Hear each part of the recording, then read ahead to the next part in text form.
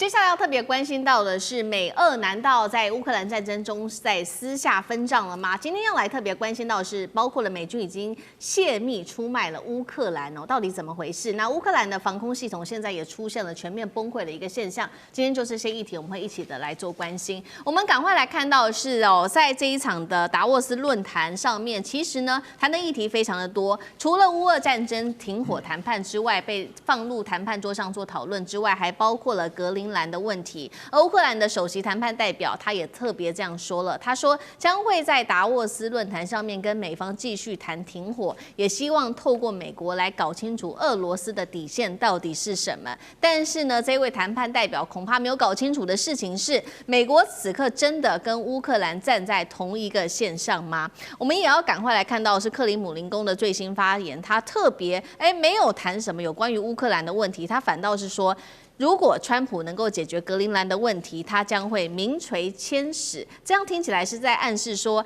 川普现在手上最重要的事情，好像目标不是这个乌俄战争，而是格陵兰吗？最致命的是，难道乌克兰现在是完全的不相信美方吗？因为最新消息传出来，乌克兰方面故意释放出假情报给美国，那么机密资讯确实最后就从美国身上流向了俄军，被俄军直接用在实战的打击上面。美乌曾经的盟友如此，现在可以看到彼此增加了防卫，到底怎么一回事？那么川普是不是其实已经跟俄罗斯谈好了，私下来解决重划欧洲的秩序呢？这是第一个问题，要请教大千委员。第二个问题，川普会不会放手让普丁打乌克兰，也让欧洲没有时间去管他最在意的格陵兰问题？委员怎么看？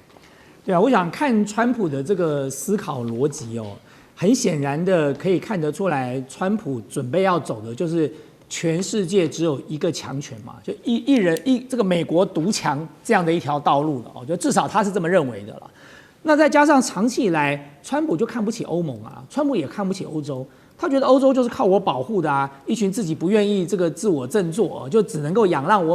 仗我美国的这个保护，然后来存活下来的这些国家。所以川普从骨子里根本就不在意欧洲，他所在意的就是美国能不能够很强大，而且全世界最强大，我拥有全世界最强大的部队，我掌握了全世界所有的资源，我掌握了全世界所有的地缘政治的重要位置，所以呢，一切都是我美国。所以我们看到前一段时间他讲的这个巴拿马运河啦，然后现在准备要拿伊朗，其实都是一样的问题，这些都是这个海上贸易的很重要的航道，或者是陆路的交通上很重要的枢纽。所以其实很显然的，川普就打算自己干了，他就觉得说我自己把美国弄强了就好了，那他一点都不在乎欧洲。那么我一直在强调说，川普今天做的很多事情，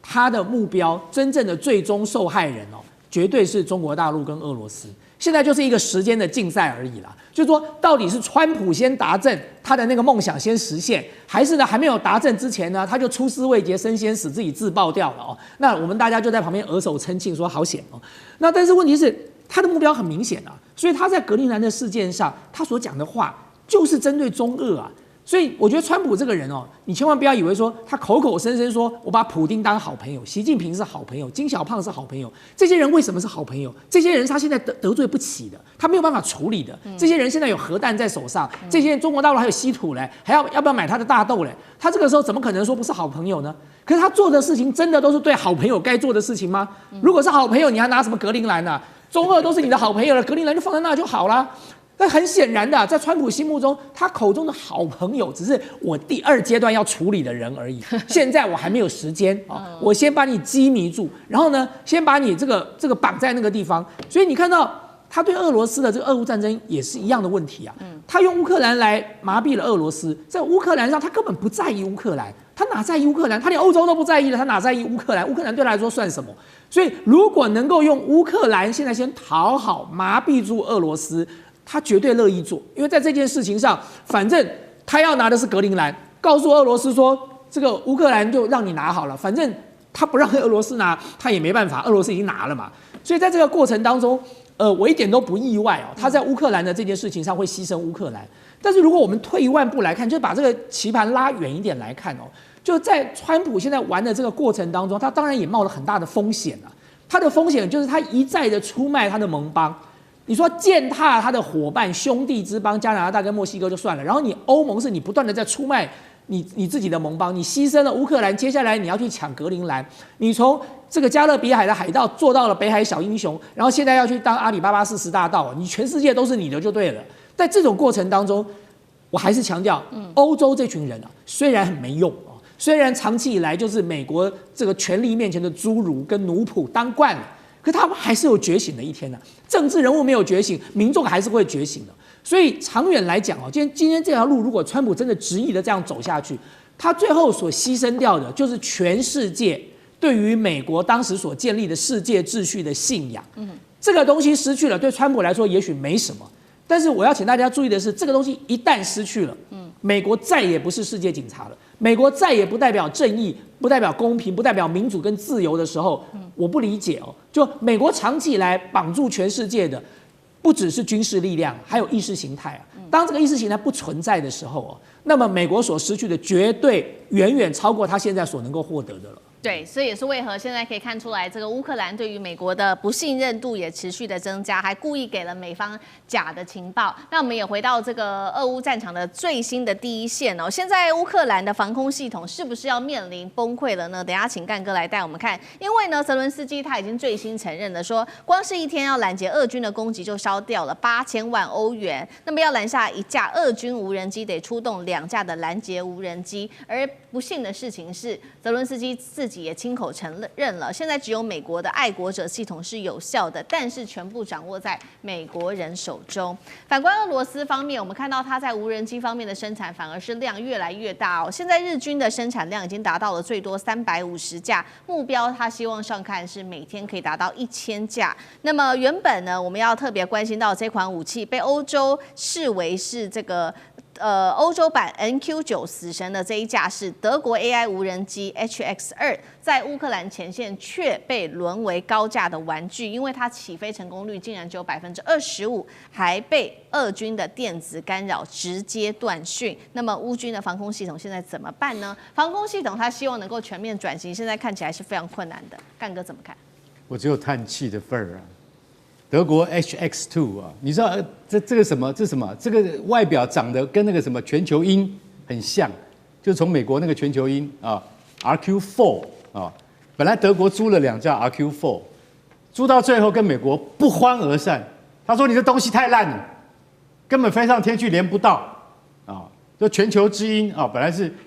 以前我们都这样看到那个无人机，我们都会流口水说哇，这个飞机这么大，这么漂亮。而且它能够环绕全球这样飞啊，后来发现这个大而无用，后来变成了 RQ9， 也就是现在我们所知道的死神啊，死神。那他认为说，哎，这个我们德国自己发展 HX2 嘛，对不对？一定德国工艺一定能够压过你们美国，结果不然啊，飞不起来。为什么？因为电脑连线的问题。我告诉各位，无人机的这个技术，目前在美国的实战经验里面，还是它是累积数据是最多的。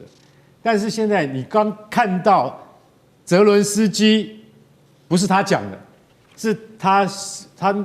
这个手下第一带刀侍卫叫做舍尔斯基，也就是乌克兰武装部队总司令舍尔斯基所讲，他说现在一天要防空要花8000万欧元呐，8000万欧元是什么概念？就是30亿台币，一天要花掉30亿台币。而且那个30亿台币到底用在哪里，连你自己都搞不清楚。思敏，我现在终于了解了。台湾礼拜一宣布要买20万架无人机，大家终于知道台币1.25兆的无人机计划是怎么来的。它里面有多少是我们看不见的，是我们多少被美国人牵着鼻子走的。里面我提到最重要的有一种无人机。叫做什么？叫做 Altius 啊，600型跟700型，那个叫做自杀无人机。那种无人机，我可以跟你讲，去年啊，在8月的测试之中，从2000公尺直接摔到地上，就像现在德国的这个 HX2 飞不上去、连不上线是一样的道理。大家就知道，无人机其实坦白讲一句，它在现代战争中，它占有的重要性非常高，因为它不用牺牲人命。但是它的故障率也很高，而且它也没有什么维修可言呐，报废就是报废了。所以它这打仗就是在打钱啊。对，你终于知道我们要花1.25兆，不知道在干嘛，还要1000艘无人艇，就有点像乌克兰现在这样的情况是一模一样。你每天要花8000万欧元，你到底在打什么？然后呢，舍尔斯基讲了一句话：我们现在只有爱国者才是真的有效的系统。爱国者一枚400万美金，等于1亿2千万台币，打你有几枚可以打？爱国者是最有效的，什么东西都拦得到。结果你用1亿2千万台币的爱国者飞弹去拦一个30万美金的无人机，这样像话吗？对，这就是乌克兰现在最重要的课题。他们现在已经没有廉价的东西可以用，所以说你要用那么贵的东西，你划算吗？再打下去，乌克兰整个国本都要打掉了。我觉得战争已经在一个临界点上，应该快结束了。是这场战争也是考验这个烧钱哦，谁烧的可以比较久，烧的比较多。那其实俄军在这一波最新的攻击中，我们又可以看到，它总共出动了300多架的无人机哦，这量又是非常的大。那还有弹道飞弹、巡弋飞弹等等，重创了基辅跟全乌，总共是7个地区都有的能源设施。重点是现在在这个乌克兰是非常非常冷的哦，现在是低温的-14度，基辅大量的住宅其实没有办法供暖，还包括了20万户的乌克兰人，他们在扎波罗热这边哦都没有电可以用。那 INF 在这个时候叫人民要靠吼叫来抗寒，怎么回事？苑老师，这个我先来分析一下哈。首先，这个泽伦斯基讲说乌克兰日产1000架无人机啊，乌克兰讲的这个泽伦斯基讲的话是不能够相信的啊。就是说刚刚干哥讲的分析的每一条，我觉得都是我们已经强调过多少次的。就乌克兰没钱要跟这个第二强国要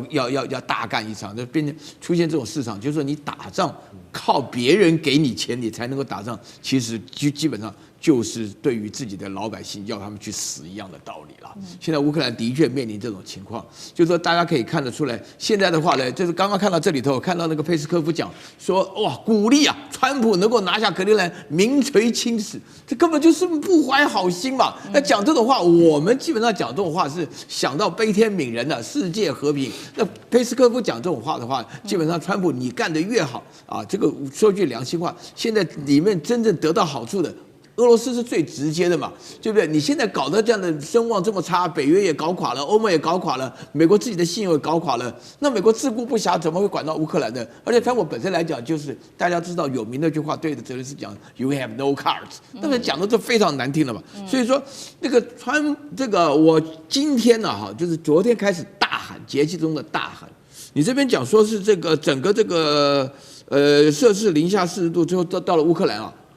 不是14哦，应该是41哦，应该是零下41度啊！因为我曾经1月份到过哈尔滨啊，那就是零下35度啊，在那边的气候就是这个结构啊。你到了俄罗斯的话，很多是零下50度的，这个不是开玩笑的。这个为什么要强调？就是说是什么呢？因为大家知道烧暖气是很贵的。为什么我们都喜欢住热带国家？因为便宜嘛。你这烧暖气，就是你现在这种情况下，你把它烧得暖暖的话，大家都不知道住在台湾的好处啊。那现在的话呢，这种情况下，那你在乌克兰的情况下的话呢，用大吼的，我不晓得这个消息哪来的，我完全无法理解。我在找的消息也找不到，就是你大喊了，我讲我不怕冷，对不对？那个就是撑个2秒钟可以，你他妈撑2天都死定了，你知道吗？变成冰棍了，对不对？所以说这个也是个非常想法。那另外的话呢，我会觉得说，整个我同意干哥讲的，这个今年底乌克兰真的是打不下去，就这面对一个非常大的金钱上的问题。你刚讲什么爱国者飞弹打，我跟你讲，无人机现在全世界最强的无人机在大陆的，大陆我一看无人机秀就是14000架，你这拿什么1000架、2000架的，对不对？你自己又没有办法对大陆进口，所以我们在台湾花那个买20万架根本就是开玩笑，我浪费钱。好，谢谢苑老师，那我们休息一下，马上回来。地缘政治，内中。